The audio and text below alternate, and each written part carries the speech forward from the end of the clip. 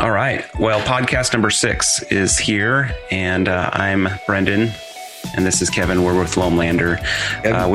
Hey, Kevin. We missed a week last week, and we want to tell you all about it because it was a pretty fun weekend. We normally record our podcasts on a Sunday morning, and when we have Sundays that are busy, it throws us off a little bit. So, if you were looking for a podcast last week, and we know our fans are many and far wide, we're sorry we missed that one. So maybe Kevin, it was tons of fun. It was fun. It was way fun. Let's maybe start with a little bit of Loamlander in the news, and then we can get out of, that and kind of talk about some fun that we had last week. Which news are we sharing here, Brendan? So I was thinking we could share a little bit about the Cody jump and the upcoming stuff that's happening in Bentonville. Yeah, so Bentonville, Arkansas, there is a bike fest coming up mid-June. A local rider, Cody Clark, amazing rider, just truly a good person, loves to teach kids. He is going for a Guinness World Record, and it's for the longest jump ever on a mountain bike. Part of his journey is going to Bentonville, partnering with Hellion Bikes. Nitro Circus is going to be there. Red Bull's going to be there. Hellion Bike's going to be there. And we found out Loamlander will be there. Absolutely. We're excited. Yeah, it's going to be awesome. We're pretty stoked about this event. I tell you, getting the airbag to this event is going to be a feat of fun. And we may share that story later on when it's not so fresh in our minds. It's going to be pretty rad. That's a really cool event.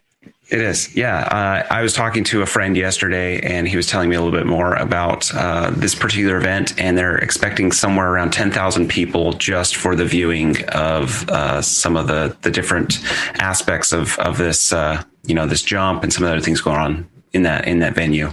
So Loamlander is going to be well represented, and we're really excited to see that. And definitely in the news. Yeah, it is in the news. I mean, it was pretty exciting.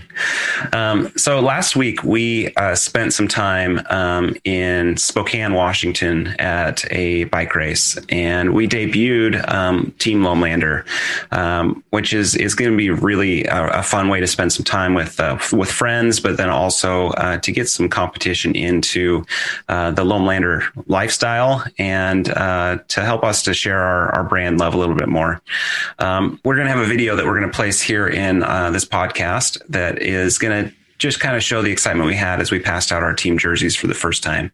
Now, it is expected to know that our team is pretty small at this point. And it does entail a lot of our own family and a few friends, and it will be growing. We'll have a lot of exciting plans when it comes to Team Loamlander. So a Loamer, we wanted to share with you what a Loamer is. And so in order to pass out our Loamlander jerseys, we we stood all of the kids that were with us in a row and asked them a few questions. We said, what's a Loamer? And as you'll hear, we had a variety of different answers to what that is. Most of them, even our own children who have spent a lot of time in the Loamlander lifestyle or Loamlander world, really have no clue. And so we asked them what a Loamer was. They responded. And then we shared with them how wrong they were. And as part of that, what a Loamer is, we've defined a Loamer and what we expect, kind of the outlook of a Loamlander rider and a Loamer to be. And so give it to Kevin to share with us what a Loamer is. Yeah, we had a lot of great responses. So yes, a lot of them are wrong from what we believe Loamer is. It is a made up word. But there's some really good responses. So thank you everybody for jumping in on that. But what a Loamer is to Loamlander: one who shares rad bicycle experiences with others, one who motivates on and off the bike, one who rides with others, no matter the skill level, to bring awesomeness to bike life. Not to be confused with Loner is actually the complete opposite. Loamers is not just a race team. It's about everybody getting together and ride. And as you mentioned, a lot of the Loamers are our family and some close friends. We have some other plans, but it's about just being together and riding together. Awesome. Yeah. We were pretty excited about the Loamers and excited about the Team Loamlander. Anyway, so let's talk about our weekend at Hubbapalooza. Maybe give us a little background on what Hubbapalooza is. But Kevin, you've had a lot more experience with it than I have, at least as far as your background knowledge. So maybe share a little about who put it on, where it's at, what it is, what's Hubbapalooza. Yeah, the awesome bike shop out in Spokane called the Bike Hub. There's a handful of them out there in Spokane, and they put on every year the Hubbapalooza. Last year it did not happen because of COVID. They're able to pull it off this year. It's kind of the kickoff of the race season, so it's usually a little more relaxed, a lot of fun. There is no chairlift. It's a push the bike to the top of the mountain for the downhill race, but totally worth it. It's such an amazing event. It's a great venue. Beacon Hill in Spokane, highly recommend riding. We're already planning a second trip just to go ride for a weekend. So it's just a kickoff of the season bike race. Yeah. And it was a push to the top, having pushed that hill many times and usually pushing a couple of bikes at the same time. It's a nice little steep kick. It wasn't long. And that was what was weird. It's like I was expecting it to be really long, and it wasn't long. It was just straight up. It was straight up. The nice thing, though, I mean, we still had in the race, was it 2.5, 3 minute race course. So for not being pushed too high, it's still actually a good, decent time on the race course.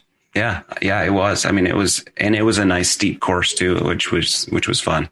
It definitely brought some new skill levels or skills to my family, my group of little riders that encompass our world. All right. Yeah. So it was a fun 3-day weekend. Started on Friday, down to Saturday, and Sunday was the races. But for our journey, we headed out Friday morning early. Cruise had broken a spoke the night before. And so we thought, well, we're either going to stop in Spokane and get that fixed or find a shop on the way to get that spoke fixed.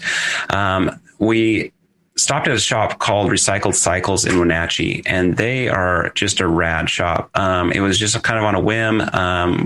Tatum and I as we were driving through, we're like, well, there's a lot of riders going to Spokane. We're thinking that if anyone has things going on, Friday's going to be the day they're going to be trying to get stuff fixed. And there's just not going to be shops available for us to get this spoke really quick. So we looked them up, dropped into Recycled Cycles, and they were incredible. I mean, within 5 minutes, I had 4 or 5 of their staff come up to me and ask if I needed help. Immediately, they had, spoke measured, they had it cut. And I believe it was the owner that actually was putting the spoke on and getting everything all trued for us. And it was just a really, really nice experience. And so I want to thank them. They didn't know necessarily who I was. They didn't have any clue as far as what was going on, but they just took care of me really well. And in a world of customer service sometimes not being so customer centric, I was just very pleased and impressed with them. So thanks, Recycled Cycle. I really appreciate what you did.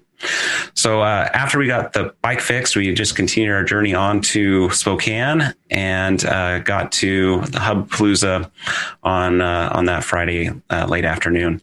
We went and did a couple of practice runs and a quick rundown, and then the rest of the weekend really began after that.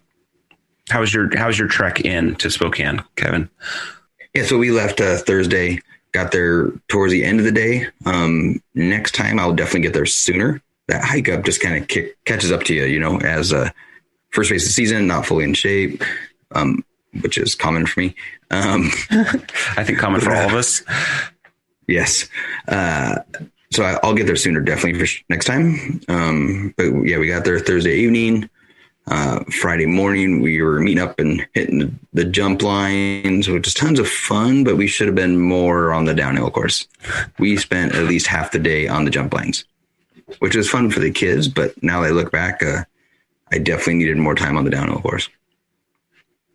It's hard because you get them to a new place and we know our kids really prefer jumping and downhill over anything else. They don't like climbing. They Yes. don't like anything related to climbing. And so they are creatures of, if I can avoid this as long as I possibly can avoid it, I will. At least that's Yes. my voice. Definitely. Yeah. But Keller, he hates climbing, but he's always one of the first to top. Him and Cruz. Yeah. I hate climbing. And then they go to the top, come back and get us and go back up. I know. I think it's that ADD kicking in for both of them. They just have to be keeping their movement going at all times. Yeah. And they both pull up a wheelie up the hill, passing us. Right. It's so strange. Yeah. So Friday night is our big reveal. You want to give just a Reader's Digest version of that? Yeah. So now we can actually say our sponsor.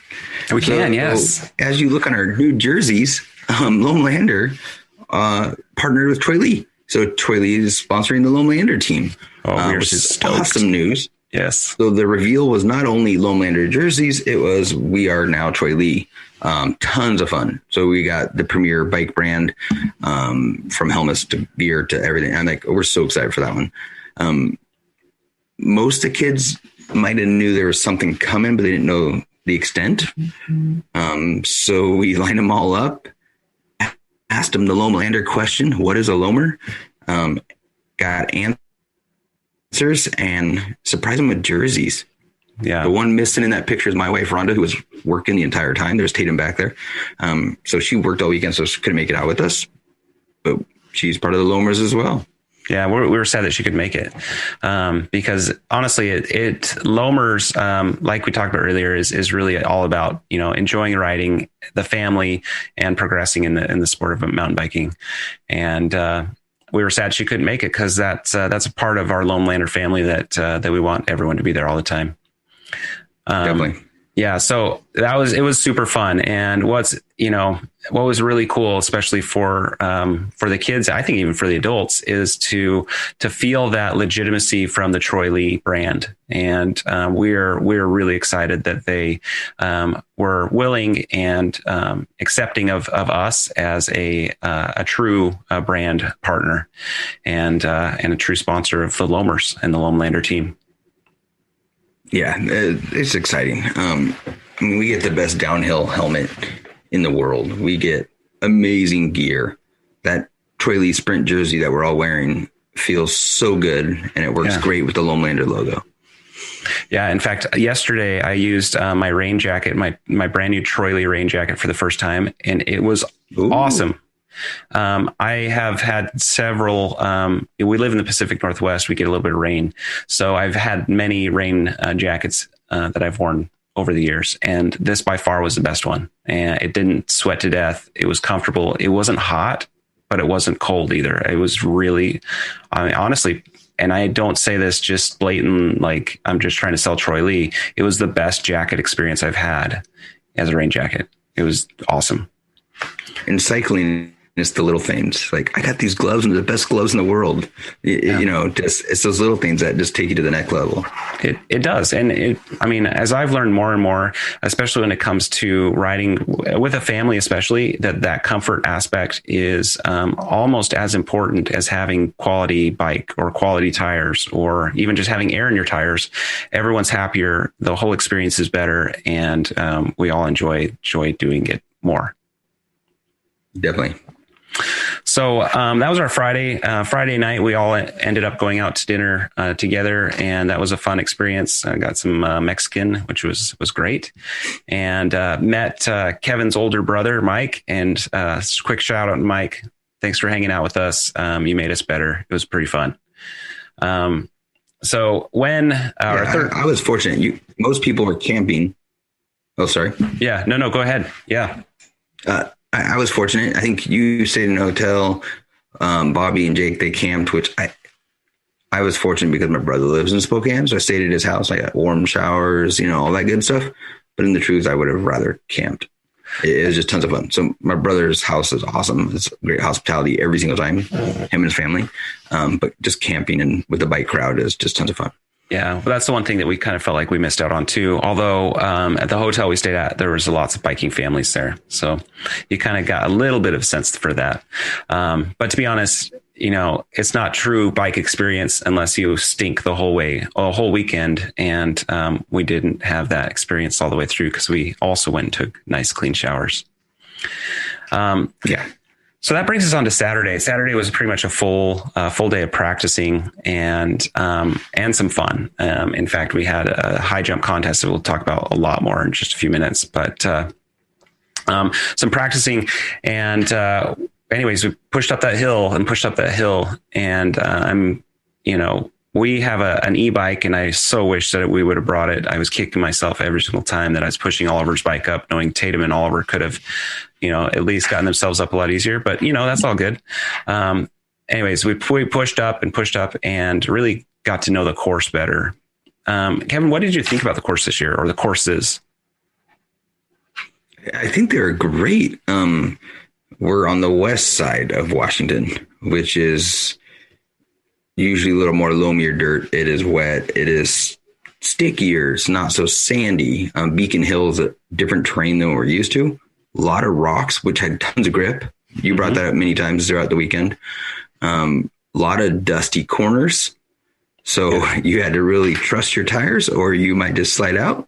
But it just added a different element to the riding that we're used to. By the end of it on our race day, I felt like I finally got the traction to some of those corners. Like, okay, this is what I need to do. It was just a different experience. It was a great place. I'm looking forward to going back. Even the jump lines down at the bottom were just well built. They utilize the space amazingly. I'll let you go into that. That was pretty much course number 1. Yeah. Course number 2, I'll let you talk about more about that. Yeah. So course number 2 stretched me a lot. So we here in this side of the state, once again, we have a lot of rooty, kind of slick routes. There were hardly any of those things. Most of it was rock rolls, rock drops. It was pretty steep, chunky terrain.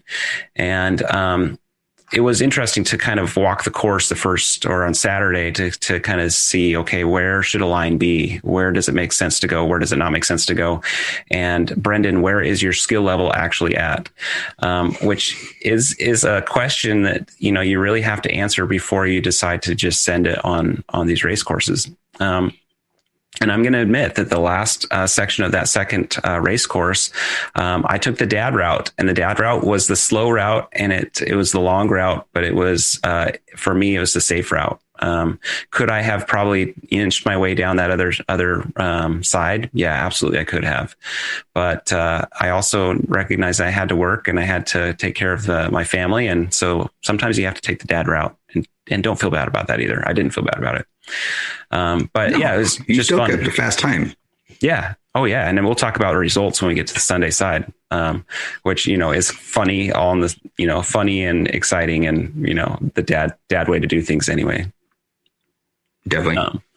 So Saturday afternoon, we had really kind of a for us, it was a really fun event. And it was, I think it was planned by the crew there, but they had a high jump contest. And we had a couple of Loamers that were well represented in that particular contest. So both crews, my son Cruz and then Jake from Backyard Shredder, 2 fellow Loamers were in this high jump competition, and it got so exciting. It was so fun. And just hearing Oliver just scream every single time they came down the course was just amazing. I was on one side of the course and you were on the other side. How are things from your angle? Oh my gosh. The excitement was amazing. Everybody was getting loud and having fun. In the beginning, we had people like Taylor Dunn doing a backflip over the high jump. Of course, it was low at the time, but still, they're out there backflipping and doing these huge tricks. I believe Cruz threw a big no-footer. He did. On the beginning. We had Jake throwing huge no-hander. And tuck no-hander. Oh, yeah, tuck no-hander. Huge. It was just an amazing event. They did a very good job putting it on. Again, Hubbapalooza. Follow them at Northwest_Velo. They're the group that puts on the Hubbapalooza. It is an amazing event. The high jump had so much excitement. The 2 guys that were on top of the jump that are announcing everything, calling everybody in, did an amazing job keeping everything up. Just the stoke was noise high level and the fun factor, and right. It was crazy. So as the field started dwindling, so Cruz got out, I don't know, maybe midway through, and he made it halfway. He made about halfway, yeah. And they kept on dwindling the field of people. They'd start hitting the pole, and we started noticing one particular rider that we know and love very well continue to just kill it. And that was Jake. Jake is a sender, like beyond sender. In fact, earlier in that morning, he had sent that jump to, it was crazy high. He would have won if that was the high jump at that time. He would have. It was insane. So anyways, we keep on dwindling a field. We're at like 10 riders, 9 riders, 8, 7, 6, 5. And Jake is still in it with these just incredible jumpers. And we get down to 4, and that was his Achilles heel. I think he came in 4th, right? 3rd or 4th. Yeah. As I was dwindling down, of course, the bar is going higher. So when you're dwindling down, it's now 6 feet. It's now 7 feet. It's now 7.5 feet. Did he pass 8 or did he not make it on 8? I can't remember that, but I can't recall either. And unfortunately, that was the worst jump of his, all of the jumps he'd done prior to that. Like all of them prior, he probably would have cleared that 8-foot mark. The 7.5 footer, then, so the last one he did clear, he landed really heavy on one of his ankles. Mm-hmm. And that's so right. That kind of bugged him for the rest of the weekend. So I think that was part of his final jump, is just getting over the jump. Yeah. Well, on the other side too, you have to know when to say stop. And as a 10-year-old rider, sometimes that is hard to make the distinguishment of this is stop time and this is go time. And so I'm glad that he chose that was stop time. Definitely. What the excitement was all these riders, amazing riders. Obviously on BMX bikes, on dirt jumpers, I apologize. On dirt jumpers, full suspension, they're just sending it to the moon. But every time Jake got up there, that crowd was like 10 times louder. They were. He was not only the youngest in the field from the very beginning, maybe, but pretty close. He was definitely the youngest at the last 4. And at 10 years old, he came in 4th place out of probably 30 riders. Yeah. 30 good riders. None of the riders were lacking any skills. Like they all had a lot of jumping skills. And then when you get to the last 10, they were really good riders. And so anyways, Jake, fun to watch. Yeah, we're proud of you, Jake. We're glad you're Team Loamer, and you showed us all how exciting it is to be a Loamlander. He pushed that spawn as far as I think it can go. All 130 mils of travel. He's landing flat on some of those. It was just, it was crazy. It was amazing how well he did. So it was our Saturday afternoon, and then we pushed up Saturday a little bit more and did a few more laps. But that brought us to Sunday, which was race day. Now, I don't know about you, Kevin, but did you feel like you ever had one full lap on either one of the courses that you could take at race speed as part of the practices? Never once had a full, but the last one I had with just my son, Keller, on downhill course 1, we got like 90% of it. Nice. Where we stopped in one section, but then kept on going. And so that's the only time. Race course 2 obviously is a different conversation. Yeah. But race course 1, I almost got a full one in. So that just means we need to get there earlier and actually, so we don't wear ourselves out to hiking up that hill. Right. That was the downside for us is both Tatum and I said to each other that we didn't ever get our full race run until our full race run. That was our first time to actually go from the top to the bottom without stopping or without, investigating a feature or helping a kid or doing something, which is totally fine. It just makes the excitement of what we did a little more exciting. So race day, race morning was like any race morning, it's always exciting. It was a little chaotic. Unfortunately, there was a really big accident that happened at the lower part of the course right before the races began. And while that young guy was getting fixed up and taken to the hospital, which I heard actually he's doing okay. I was talking to Cody actually. Cody didn't race on Saturday because he was helping his friend. His friend's parents weren't there, and he was there to support his friend. So that's admirable. Cody's a pro rider, and for him to not race in a pro event, I'm sure it was really hard on him. But more important was that he was there to help his friend. Anyways, I hear that he's doing for the situations pretty good. And we'll be making recovery, and eventually we'll be back on his bike. Anyway, so Sunday race morning starts, and the very first racer on the full event was Tatum. So they did the women, women first, and she happened to be the very first rider. It's also important to know this is Tatum's first mountain bike race ever. So not only is she the first one in the whole field, but this is her first race. And her race started with some excitement. She went over the bars 10 seconds in. The first drop, her either tire washed out or she just had a bad break or something, and she's totally fine. She just skidded out of it, but it was a hard way to start the race. She rode the rest of it really well, and probably if she hadn't have had that one washout at the beginning, her race results would have been drastically different, because not only does she probably would have podiumed if you looked at the times. Yeah, I think she would have. I mean, just the mental of wrecking kind of messes with you a little bit too. So she loved it. She had a lot of fun. And it was a good experience for her, other than that first wreck. And then go ahead. Oh, I was going to say, full disclosure, in practice, I crashed in the exact same place she did and did the exact same thing. Nice. Well, it's just the way that landed in the soft dirt. It just boing, and there he went off the bike. It didn't hurt. It didn't hurt her. It just one of those things.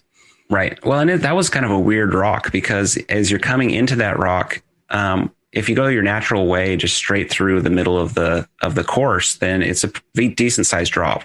Not huge, not small, but decent sized drop. If you skirt around to the left and you just roll the rock, that's the fastest route, but it just doesn't intuitively say that's the fastest route unless you've practiced it many times. So I think that's probably what happened, is you both just got off your line bit. Yep. So then next up was the old man division. So there was a 49 to 59 division, 39 to 49, and then the progressive field went on down from there. Kevin and I are not quite in the old man group, but we're definitely in the old man group. And so we were next up. We're close. We're getting really close to that old man group. I guess not really close. We've got a few years before that happens. But next up was me, and my race run started awesome. And then about the middle of the course, I chose the wrong line, and it went to a rock side that I just didn't feel comfortable with. And so I ended up, pulling to the side, getting back on my line, and continuing the race all the way down through. It was kind of funny as we got towards the end. First of all, I was dead tired, which, that's pretty normal, I guess. It's still, once again, getting some lungs back in me and get going again. And we're coming down through the jump section of the base, and all these, kids are yelling, "Hey, start jumping." And I'm like, I'm trying to jump. I just can't do it right now. But it was super, super fun as we got to the end, or as I got to the end. So that was my quick race run number one. And Kevin was, I think, immediately after me, or were you 2 or 3 after me? 2 behind you. Nice. How was your race run? So I'll start with the jump line at the bottom, because I practiced that a lot, because that was part of the race. And there's a lot of jumps and berms. And so I wanted to really nail that down. I feel like that might actually slow me down. So Friday, Saturday, definitely practiced the jumps a lot. And Saturday, I felt like I got it perfect. I felt smooth. It wasn't about jumping high. It was just about jumping fast. And I was like, okay, I feel really good. Then it came to the race. So at the top of the race, I felt really good. The one corner that's the Achilles heel for me the entire time up there, I did slide a little, but I was able to keep it still on the track. Bombed down the track. It was tons of fun loamy sections. Keller, who's my son, he showed me a line when we were riding together, and it was fast, and I felt like I lost a couple seconds sliding out. So I was like, I'm taking Keller's line. So I took that, and I do feel like I shot out of that little section like a cannon, and it just kept the momentum going. So by the time I get to the jumps, dead tired. Yeah. My right thigh just said, I don't want to move anymore. I'm cramping up. I'm old. But I came to those jumps, and I had no more legs to jump. It was actually kind of funny. So after all the practice in the jump, I didn't get to do what I wanted to through those jumps. It was still awesome. Like, I highly recommend that race. The course, the rides, the jump lines, everything about it. There's tons of fun. But made it through the finish line, but my legs were just jello. Yeah. Especially my right one. My right one, for whatever reason, was more than my left. Oh, I was too. I was just done. Which is funny. It's only a 3-minute ride, right? I mean, it shouldn't be that wasted. Well, the 10 hike-ups before that too. Right. That was a big part of it.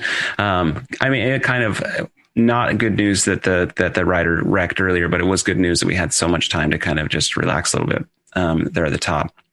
Yeah, we were kind of in the beginning. We kind of not rushed, but like, oh, we got to go now. So we just like rushed to the top of the mountain, top of the hill. And then we got to actually relax. So you're right. It did help us just kind of all calm down and hang out and talk to the kids. And we were actually watching videos on our phone of the course, trying to remember where we want to lean right, all that kind of fun stuff. Yeah, it worked out well. And then we had the rest of our field of riders that went through, and they all did really, really well. Cruz had a couple of missteps, and so he didn't do it quite as well as he wanted to, but he still had a great race. When you look at his times, he went up a class from where he's been riding in previous years, and so once again, while it wasn't his best race ever, it was really, really good. And Beckham had a great race. Oliver had a good race. Keller raced awesome. Oh man, he was smoking. He was flying, and he looked really good. So good job, Keller. Jake blew out his tire at the top of the course on course 1, and he put. Well, it was flat when he got to the top, and then someone helped pump it up. That's right, and then it instantly lost air. Yes, so he raced the course with 5 psi in a downhill course with lots of rocks and slayed it. Jake got a second place on that tire with 5 psi. So it's crazy. And you're like, wow, okay, that's cool. He got a second place. He beat my time by 7 seconds on a flat tire. Right. I mean, so he was smoking down the mountain. Definitely one of the fastest riders on that mountain on that course 1. So with a full PSI tire and sending it like he does, I would have been it would have been really cool to see what he'd really do time wise. Yeah. But when he ends, he still has the best attitude in the world. He is laughing that he has a flat tire instead of like, oh, I had a horrible run. I had a flat tire. He's like, that was so cool. I had a flat tire. It's just a whole different attitude. Jake's brings energy to the Loamers. Oh, for sure. And then you see his dad, and probably Kevin and I both like, I hope that tire's not ruined. I hope that his rim's not ruined. But he had a great run, and everything was, I mean, first of all, you got to know how aggressively Jake rides. His bike has performed very well for him, and his wheels were totally fine. Yeah. He did get a new tire put in. New tire got put on, but yeah. And then on Keller, you mentioned him a little bit. He was smoking down that run. There's a really short straight section, but there was rocks and it was uneven, and he lost both of his feet on that section. Oh, I didn't know that. Landed on his seat and bounced through it on his seat with both feet off. And you kind of went up to that weird, not a weird, just a little rock roll up, and then you went left, the slow left turn, and then you dive down the hill again. And his time was good, and his group was tough, just like Jake's and Cruz's. Like if he pedaled 2 more times, he would have gained 6 more spots. I mean, it's like that close, right? If he smoothed through one corner, 2 more spots. It's just kind of really cool to see how close the times are. He was a little disappointed in the very beginning of his place, but when I started talking to him about that, well, if you pedaled 1 more time, look where you would have been. He's like, oh, and it just kind of changed attitude, and it was just he smoked that course, and I only did as well as I did because took his line. Yeah. Well, and we haven't even mentioned. I was really proud of him. Yeah. Well, it was awesome. One thing we haven't mentioned yet is how well you did on that course. Team Loam Lander came in with quite the medal count this race. And that was very well tied to Kevin getting a first place in the old man group. Congratulations, Kevin! You killed it. You slayed it. And yeah, even better awesome. Though, I shared the podium with you. Yeah, I came in third, and I was pretty excited about that. I was overly shocked, to be honest, because I didn't feel like my race run was very good at all. And Kevin had called me as I was getting up to the top of the second race run and said, "Hey, you're in third." Well, he originally said I was in first, and I was like, "There's no way." Like my race run was not that good. It was based at that time on who went first, and that was because I went first. I was like, well, I looked at the wrong thing. It's all good. It was funny though, because I was like, there's no way I got first. If I got first, then everyone else was really slow. And if that's the case, then I'm going to race in every single race because I'm not that good, and I'm going to get a lot of first place. Yeah. Anyways, I was excited to get third. I didn't think that was going to happen at all. But it did, and it was super fun. Yeah, so we shared the podium together, which is really cool. We did, and it was exciting because we had Loam lander all over the place, and that was really fun for us. Course 2 was in the afternoon, and it was fun. I raced course 2. Cruz and Jake raced course 2. It was a lot more challenging. It was a lot more exciting, and it was super, super fun. It was just a blast to bomb down that particular trail. I did hear though that Kevin was very disappointed in me in one section of the trail, and so he probably doesn't even remember this. So anyways, Kevin and a lot of our team were midway on the course. As we come through, there's a area where you drop onto a wood landing, and then you come down some corners and you have a jump, and then you go through a bunch of windy little berms, and then you have a drop down jump, and they're all there yelling. Let me back up just a second. So at the beginning of the course, there's a few drops, and as I'm coming through that first section, Jake and Cruz were like midway through that first section, and I'll admit I took the dad line. Like I didn't drop one of those sections, and all I hear in my peripheral hearing is Jake yelling at me, "You big weenie! Why'd you take the pansy route?" Something to that effect. And I was like, "Man, you jerk!"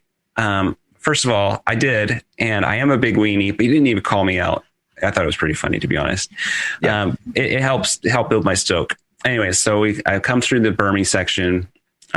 Side note, I was watching Cruz do that berming section in a video, and then with me side by side, Cruz is like cruising through it, like really aggressively pushing corners. And then I watch mine, which I felt like I was going really fast when I was riding it. And it looks like I'm seriously going out for a Sunday ride, just meandering my way through, just standing on my bike, not even being really aggressive. I felt aggressive, but it didn't look like it. Anyways, so Tatum later on that day said, "Hey, Kevin was really mad at you for not taking the jump." Well, he wasn't mad, but I guess he called me out. And so it's funny. Well, you came through that little section. We picked that section because it was in the shade. Anyways, you come through that section, and it's like a step down to step up, but it's like a floater. Right. And so I was like, I know you can do that. It wasn't big. It was just a floater. And you came out of the top section a little slow, like you were saying, Sunday ride. Yeah, it was slow. I was like, this is where he's going to get his time. And then you went around it. And so I wasn't. But at the same time, okay, so let's rewind just a little bit before we share the rest of your race course. Okay. I did not do downhill race course number 2. 2 reasons. The main reason is my leg said no. The other reason is I only one opportunity to ride it. I had other opportunities, but I kept on riding course 1 or playing the jump line too much. So being so techie on course 2, especially that bottom section, I didn't feel comfortable riding it at race speed. If it was just an everyday ride, I would totally go do it again. But knowing that it was being a race and I would push myself mentally on a race, I didn't want to hurt myself. But also my legs said no, out of shape. Yeah. So I'm saying that you should have done that, but I didn't even do the course for race day. Well, I totally should. Now you can finish. No, I totally should have done it. And that's what I found it really funny. And so next time, just plan on me calling you out too. So I mean, it's all good. We'll no, it's fair. Like I need you, so push me a little more. Anyways, it was fun. My legs were really spent by the end of that second course. But like I say, it was just a blast, and it was fun watching the other two boys come down through the last section, because that's really where, most people gathered at the very end, and it was big, nice, rocky, like droppy section, and it was really fun to watch. In that particular race, Jake came in second, which was another second for the Loamlanders. And I think out of a field of 4 riders in the old man group, I came in third. So there was 5. Was there 5? Oh, sweet. 5. So yeah. So it was a good momentous Loamlander medal count. We also did sponsor some of the prizes, and so congratulations to anyone who won those.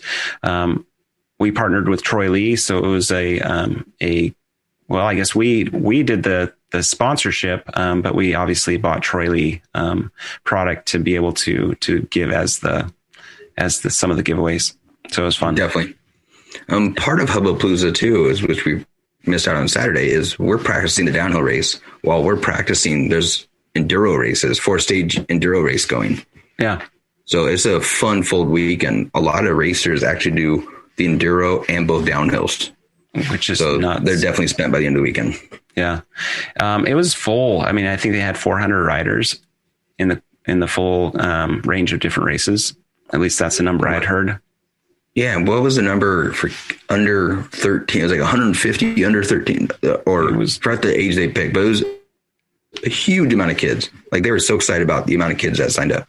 Yeah, it was crazy. I mean, just super fun. So it was just an intense, fun weekend. We all then packed up, and we journeyed our way back to home on Sunday night, and Kevin stuck around and did some work stuff in Montana, and that was our fun race weekend. One of the beginnings, really. I think as we look back on our Loamlander journey in the next few years, we're going to see that as a beginning moment that I hope will always keep in our minds and kind of keep in that journey log. Definitely. So yeah, that's kind of our Loamlander podcast today. We just wanted to kind of share some of those exciting, fun events that are going on in our lives. And we've got a lot of good things coming up. We hope to have an interview soon with Cody to talk about his journey and what's going on with his particular jump and some of the things that are going on in his life. We don't have an exact date for that, but that's something that we have on our horizons. We also have some landers that are going to be delivered here in the very near future. And from that standpoint, we got some exciting news to come up with that. Watch our Instagram, because we do have some announcements that will be coming this week for a couple of our clients, and we're going to give you some sneak peeks onto their landers. With that, we love what we're doing. Kevin, do you have anything to end us out on?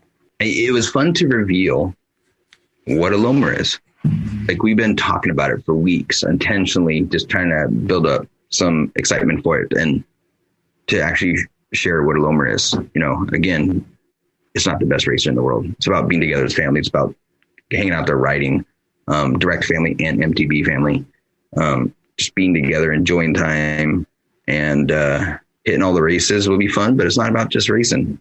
We'll be wearing our jerseys at our local parks and riding around and shuttle runs and just hanging out together. And that's what a Loamer is. Yeah. Now, I think that we absolutely will have some amazing riders that eventually be on Team Loamlander. At least that's our dreams and our aspirations. Oh, we do. And we even have some that we haven't made official announcements of yet, but will soon, as far as joining the Loamlander family. Loamlander. We haven't had the opportunity to catch up with them yet. We haven't, but they know. Well, they don't know what's coming, but they know something's coming. We got to do a little different because they saw some of this. I know. Well, we'll figure it out. Yeah, definitely. Anyways, thank you for your time. Thanks for listening to this podcast. Please leave us a note, drop us a comment, leave us a like. It helps us to get this content out to more people. And if you want to hear something more from us, let us know. Loamlander out. See ya.